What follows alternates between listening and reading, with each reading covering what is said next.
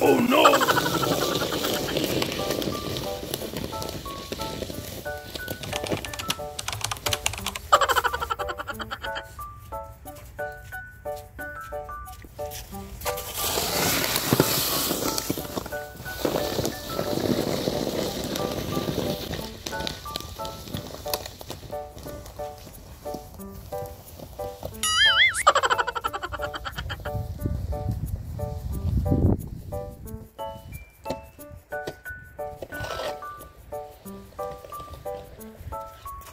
So ayan mga lods, share ko sa inyo yung ginagawa natin pagka may snow na katulad nito.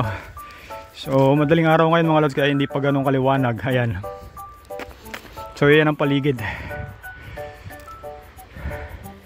So pag nandito na kayo mga lods, ayan, kailangan yung kayurin yung mga snow na yan pag kayo panggabi o kaya sa umaga pag walang panggabi. Bago kayo mag-umpisa ng trabaho, ayan ang gagawin nyo, kakayurin nyo yan. Kasi yung mga snow na yan mga lods, pagka may sasakyan na dumaan dyan, madudulas, parang nababalahaw sila mga lods. Kaya delikado, kaya kailangan yan kayurin pagpasok nyo sa umaga o kaya pag panggabi kayo. Ayan, bago kayo mag out, kakayurin nyo yan. So ito yung trabaho natin dito mga lods. Ayan.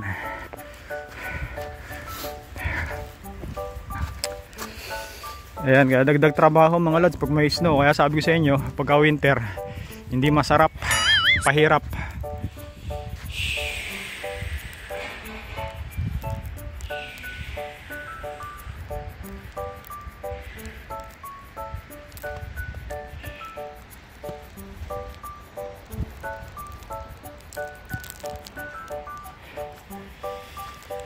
So natulo na yung sipong ni kamote mga lods sa lamig. Palagay ko ito na yung last na pinakamalakas na snow.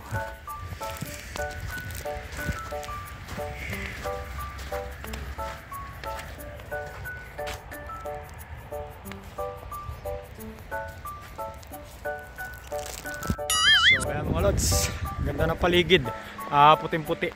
Ngayon na lang uli nag-snow mga lods, may kasamang ulan. So palagay ko ito na yung last ngayong taon na to na medyo malakas.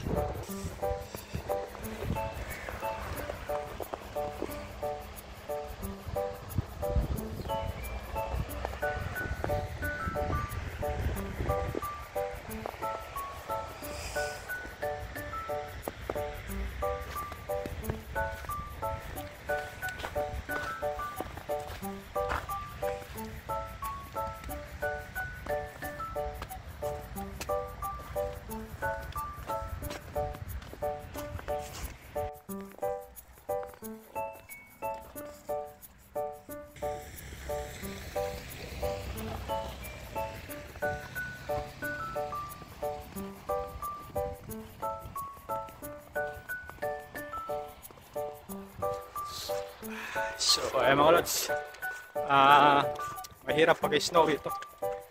Bukod sa sobrang lamig, madulas ang kalsada. So yung mga sakyan dito dahan-dahan. Yan madalas magkaroon ng aksidente pagka may snow na ito, yung madulas ang kalsada.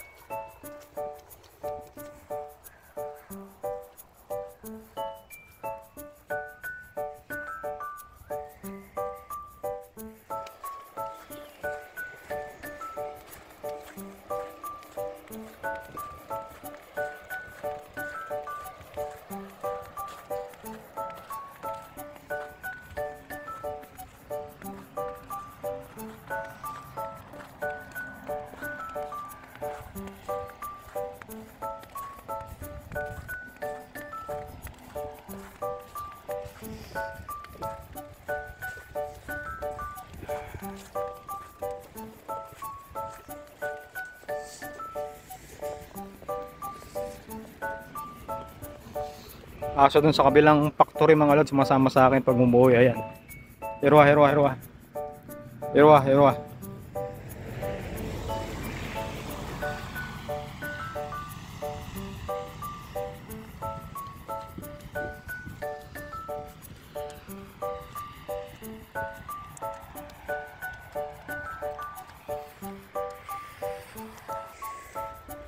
Ganda mga lods, di ba?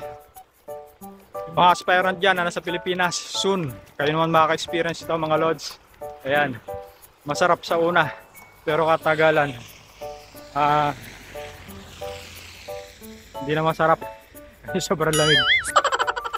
Diba? Perwisyo na.